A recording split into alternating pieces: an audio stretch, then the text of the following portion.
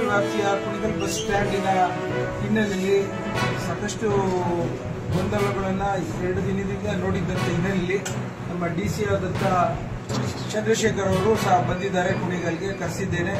ಇಲ್ಲಿ depot manager ಮತ್ತು ಇನ್ನಿತರ ಸಿಬ್ಬಂದಿ ವರ್ಗದವರು ಇದ್ದಾರೆ. ಮೊದಲನೇದಾಗಿ ಏನು ನಾನು ಈ ಸರ್ಕಾರ ಬಂದ ನಂತರ ಪ್ರಯಾಣಿಕರಿಗೆ, ನಮ್ಮ ಕುಣಿಗಲ್ ತಾಲೂಕಿನ ಪ್ರಯಾಣಿಕರಿಗೆ ಅನುಕೂಲಕ್ಕಾಗಲಿ ಅಂತ ಹೇಳಿ ಅದನ್ನು ನಿರ್ದೇಶನ ಕೊಟ್ಟಿರುವಂಥದ್ದನ್ನ ನಿಮ್ಮ ಮುಂದೆ ಇದೆ.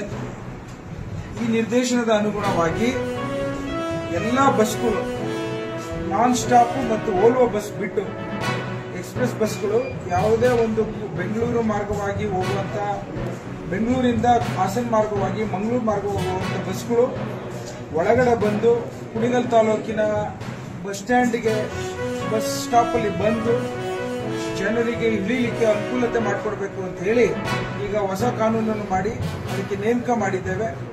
ನಾನು ಶಶಿಧರ್ ಅಂತ ತುಮಕೂರಿನ ಘಟಕದವರು ಕುಣಿಗಲ್ ಬಸ್ ನಿಲ್ದಾಣದಲ್ಲಿ ರಾತ್ರಿ ಹೊತ್ತು ಇರುವಂತದ್ದನ್ನ ನೇಮಕ ಮಾಡಿದ್ದೇವೆ. ಎರಡನೇದು ಚಿದಾನಂದ್ ಅಂತ ಅವರನ್ನ ಅಂಚೆಪಾಳ್ಯ ಕುಣಿಗಲ್ಲಿಂದ ಬೆಂಗಳೂರು ಕಡೆಗೆ ಹೋಗುವ ಬಸ್ಗಳ ಜವಾಬ್ದಾರಿನ 6 ಗಂಟೆಯಿಂದ 2 ಗಂಟೆವರೆಗೂ ಕೊಟ್ಟಿದ್ದೇವೆ. ಹಾಗೇನೆ ನಾಗರಾಜ್ ಅಂತ ಅಂಚೆಪಾಳ್ಯದಿಂದ ಬೆಂಗಳೂರಿಂದ ಕುಣಿಗಲ್ಗೆ ಬರುವಂತ ಗಾಡಿಗಳು 2 ಗಂಟೆಯಿಂದ 8 ಗಂಟೆವರೆಗೂ ನೋಡ್ಕೊಳ್ಳೋಂಥ 10 ಗಂಟೆವರೆಗೂ ನೋಡುವಂತ ಜವಾಬ್ದಾರಿ ನಾಗರಾಜ್ ಅವರು ಕೊಟ್ಟಿದ್ದೇವೆ. ಹಾಗೆ ಮತ್ತವರು ನಾಗರಾಜ್ ಅವರು ತುಮಕೂರಿನ ಒಂದೇ ಘಟಕದವರು ಆಲಪ್ಪನಗುಡ್ಡೆಯಲ್ಲಿ ಆ ಸ್ಥಳದಲ್ಲಿ ಇದ್ದು 6 ಗಂಟೆಯಿಂದ ರಾತ್ರಿ 12 ಗಂಟೆವರೆಗೂ ನೋಡುವಂತ ಒಂದು ನಿಯೋಜನೆಯನ್ನು ಮಾಡಿದ್ದೇವೆ.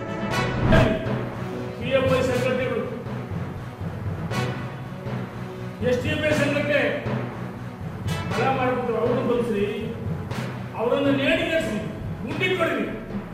ಅನಗತ್ಯವಾಗಿ ಸಂಘ ಪರಿವಾರಕ್ಕೆ ಸಹಿಸಲ್ಲ ಅಂತ ಹೇಳಿ ನಾನು ಕಾಂಗ್ರೆಸ್ ಮುಖಂಡರಿಗೆ ಈ ಸರ್ಕಾರಕ್ಕೆ ಚರ್ಚೆಗೆ ಆಹ್ವಾನ ಮಾಡ್ತೀನಿ. ಸಂಘ ಪರಿವಾರ ಕಾರ್ಯಕರ್ತ ಸ್ವಯಂ ಸೇವಕರು ತಮ್ಮನ್ನ ತಾವು ತ್ಯಾಗ ಬಲಿದಾನ ಮುಖಾಂತರ ಕಟ್ಟಿದಂತ ಒಂದು ಸಂಸ್ಥೆ, ಇದು ಒಂದು ರಾಷ್ಟ್ರಭಕ್ತ ಸಂಸ್ಥೆ. ಮಾರ್ಗದರ್ಶನವನ್ನ ನಿಂತ್ಕೊಂಡು ಓಡಾಡ್ತಲ್ಲ,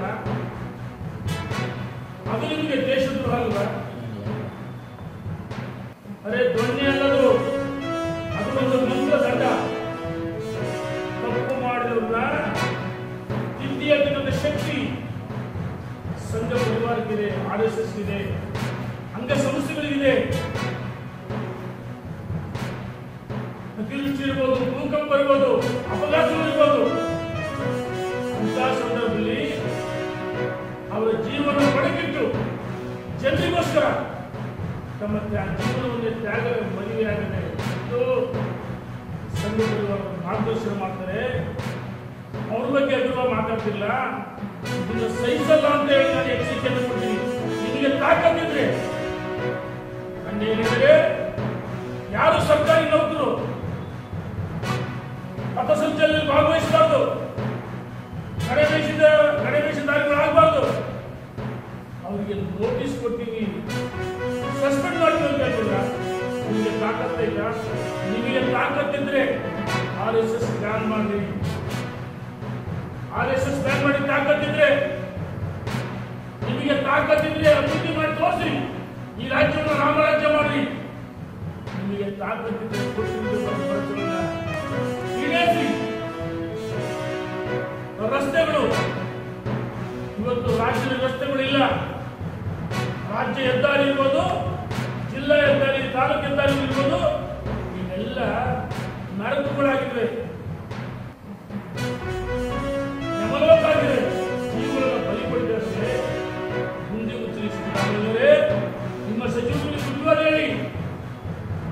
ಎಲ್ಲ ಸಚಿವರು